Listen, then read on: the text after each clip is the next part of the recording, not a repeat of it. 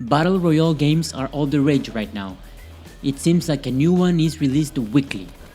But there's still one that reigns supreme, the game everyone is playing, from Drake to Ninja. Yep, that's Fortnite Battle Royale. Land on an island with 100 other players and start hunting opponents and gathering gear, and may the last person standing win.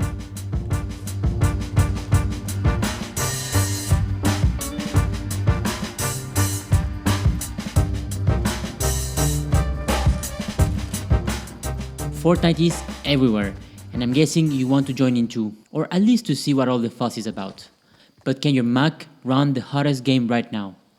And what if you have a MacBook or a Mac Mini? Will that be enough? I'm Rick, and this is Mac Gamer HQ, the place where we help you decide if your Mac can run the most popular Mac games available.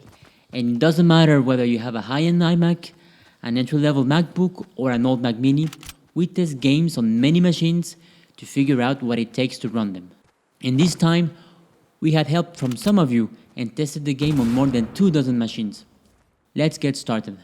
Fortnite is a demanding game, and it will push your machine to the max. But with the right settings, most of you will be able to enjoy it. That said, you'll need a Mac from 2012 onwards that is compatible with Apple's Metal API. Now onto the benchmarks, and if you want to know what the best settings to run Fortnite on Mac are, we'll touch on that in a minute. We did all tests on the low preset settings, 1280 by 800 resolution and VSync off. Here you can see it running on a high-end iMac on medium settings and 1080p. The game looks obviously great and runs at a smooth 51 frames per second or FPS, but that can be expected from a high-end iMac. What happens when you try to run it on more modest hardware? To find out, we tested it on more than 20 models. You can see the complete list in the description below.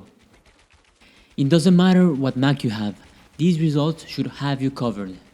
We usually aim for 30 FPS, because that's enough for a smooth and fluid experience.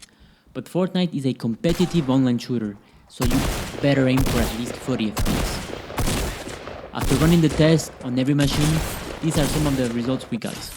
92 FPS on a 15-inch MacBook Pro, 90 FPS on a 2010 Mac Pro, and 100 FPS on a 27-inch iMac. Clearly, if you have a high-end Mac, you'll be fine. In fact, you should probably play it in medium settings and 1080p. Using epic and high settings might not be worth it though, because the loss of performance is too much for the small visual improvements. For all the other results, you can visit our full performance review. There's a link below on the description. Now, testing the game on recent but more entry-level models, we got 24 FPS on a 13-inch MacBook Air, 60 FPS on a 13-inch MacBook Pro, and 50 FPS on a 13-inch MacBook Pro from 2016. You probably won't be able to increase the settings to medium, but if you stick with those settings, you'll do just fine. Here you can see it running on a 2016 MacBook Pro 13-inch at those settings. By the way, real-time gameplay without recording will look better than this. And if you want more free videos and reviews, click the subscribe button below. But what if you have an old Mac? I'm afraid some gamers with older Macs won't be able to run Fortnite, unless of course they are prepared to compromise, and a lot. Testing the game on older Macs resulted in 25 FPS on a Mac Mini, 23 FPS on a 13-inch MacBook Pro, and 45 FPS on a 21-inch iMac. It will really depend on what Mac you have. If you have, for example, a 2013 13-inch MacBook Pro, 33 FPS will be too low, but there is one last thing you can try. If you reduce the 3D resolution setting, you will get a big boost in terms of performance. On that machine, we went from 33 FPS to 35 FPS, using 66% 3D resolution.